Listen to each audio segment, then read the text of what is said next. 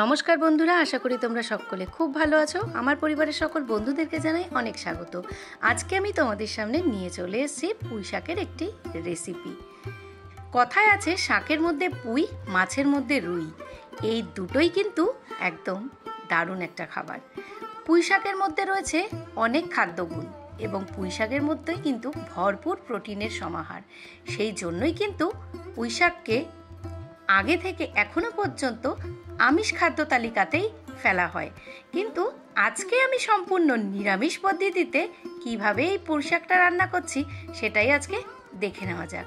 তো চলো দেখে নাও। আমি এই পুঁই শাকটার জন্য আমি নিয়েছি পুঁই শাক, নিয়েছি কিছুটা কুমড়ো, ছোট ছোট দুটো আলু 8 টুকরো করে কেটে নিয়েছি, আর নিয়েছি ঝিঙা।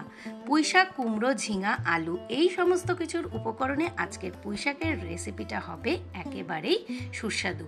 তো চলো দেখে নেওয়া যাক আমি কিভাবে পুঁই শাকটা রান্না করছি। সবার প্রথমে কড়াতে আগে তেল দিয়ে নিয়েছি। তেলটি কয়েক সেকেন্ড গরম হয়ে যাওয়ার পর আমি তাতে দিয়ে দিয়েছি দুটো শুকনো লঙ্কা, দিয়ে দিয়েছি 1 চামচ মতন 5 ফোড়ন।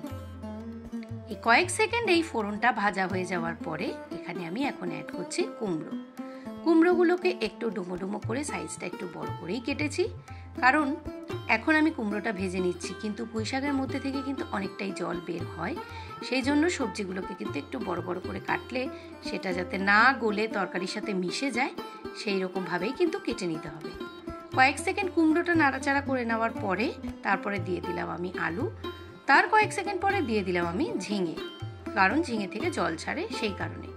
এবং সমস্ত সবজিগুলোকে কড়াতে দিয়ে খুব ভালো করে ভাজা ভাজা করে নেওয়ার পরে তাতে আমি দিয়ে দিচ্ছি 1 চামচ মতন নুন আর 1/2 চামচ মতন হলুদ। সমস্ত উপকরণগুলো দিয়ে ঢাকা চাপা দিয়ে রেখে দিলাম 5 থেকে 6 মিনিটের জন্য। সবজিগুলো থেকে একটা জল বেরিয়ে আসছে, যেহেতু এখানে ঝিঙা রয়েছে। সামান্য ভাজা হয়ে গেলে এটাকে আরও একটু নাড়াচাড়া করে দিয়ে তাতে আমি পুঁই শাকগুলোকে অ্যাড করছি। পুঁই শাকগুলোকে দিয়ে কিন্তু গ্যাসের আঁচটা মিডিয়াম টু হাই ফ্লেমেই রাখতে হবে, কারণ পুঁই শাক থেকে কিন্তু অনেকটা পরিমাণেই জল বের হয়। পুঁই শাক কিন্তু ভীষণ সুস্বাদু একটি খাবার। পুঁই শাক দিয়ে মাছের মাথা দিয়ে, পুঁই শাক দিয়ে পোনা মাছের মাথা, ইলিশ মাছের মাথা, এগুলো দিয়ে তো সুস্বাদু হয়ই, কিন্তু আজকে আমি সম্পূর্ণ নিরামিষ পদ্ধতিতে পুঁই শাকটা কীভাবে রান্না করা যায় সেটাই কিন্তু তোমাদের সামনে তুলে ধরেছি। তো ভিডিওটা চলতে চলতে একটা ছোট্ট অনুরোধ, যারা আজকে আমার পরিবারে নতুন তাদেরকে জানাই অসংখ্য ভালোবাসা।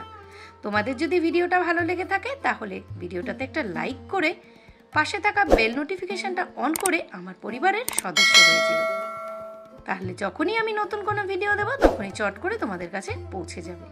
তো দেখতেই পাচ্ছ আমি কিন্তু কয়েক সেকেন্ড নাড়াচাড়া করতে করতেই কিন্তু আমার পুঁই শাকটা সুন্দরভাবে একটু মজে এসছে। 5 থেকে 7 মিনিট এইভাবে আরও একটু নাড়াচাড়া করে নেওয়ার পরে কিন্তু দেখতেই পাচ্ছ আমাদের পুঁই শাকটা কিন্তু মোটামুটি কমপ্লিট। এখানে সবজিগুলো কাটার কথাটা কেন বললাম একটু বড়, যাতে খুব ভালোভাবে নাড়াচাড়া করা যায়, অথচ সবজিগুলো যাতে ইনট্যাক্ট থাকে, অথচ সবজিগুলো কিন্তু সেদ্ধ হবে, অথচ গলে যাবে না, সেইভাবেই সবজিটা কাটতে হবে। এবং পুঁই শাক যেহেতু একটু মিষ্টি মিষ্টি ভালো লাগে, তার জন্য আমি এখানে দিয়ে দিয়েছি 1 টেবিল স্পুন মতন চিনি, আর দিয়েছি 4-5টা কাঁচা লঙ্কা চেরা, আর দিয়েছি সামান্য জিরের গুঁড়ো, আর দিয়েছি 1/2 চামচ মতন আদা। এই সমস্ত উপকরণগুলো লাস্টে দিয়েই কিন্তু পুঁই শাকটাকে আমাকে নামাতে হবে। আর পুঁই শাকটা যেহেতু একটু মিষ্টি মিষ্টি ভালো লাগে, তাই তোমরা কিন্তু চিনিটা তোমাদের স্বাদ অনুযায়ী দিও। তো দেখতেই পাচ্ছ পুঁই শাকটা কিন্তু একেবারেই সুন্দরভাবে মজে গেছে, আর সুন্দর কিন্তু একটা মন্ড আকারে তৈরিও হয়ে গেছে, কিন্তু সবজিগুলোও কিন্তু একটাও গলেনি। তোমাদের যদি মনে হয় পুঁই শাকটা রান্নার সময় জল বেরিয়ে আসছে, তবুও জল শোকাচ্ছে না, সামান্য তোমরা আটাও ছড়িয়ে দিতে পারো। এই ছোট ছোট টিপসগুলো দিয়ে রাখলাম তোমাদের কাজের সুবিধার জন্য। আর গরম ভাতে যখন এত সুন্দর একটা পুঁই শাকের রেসিপি নিয়ে বসবে তোমরা, আর শুকনো লঙ্কা কামড়ে যখন খাবে, তখন আমি এটুকু বলতে পারি এই রেসিপিটা একদম পুঁই শাকের শ্রেষ্ঠ রেসিপি হবে। তোমরা অবশ্যই একবার ট্রাই করে দেখো। সম্পূর্ণ নিরামিষ পদ্ধতিতে পুঁই শাকের এই রেসিপিটা একেবারেই কিন্তু গরম ভাতে জমে যাবে। তো চলো আজকের মতন টাটা, সকলে ভালো থেকো। আবার আসবো কোনো নতুন রেসিপি ভিডিওর সাথে। ততক্ষণ পর্যন্ত সকলে ভালো থেকো, সুস্থ থেকো।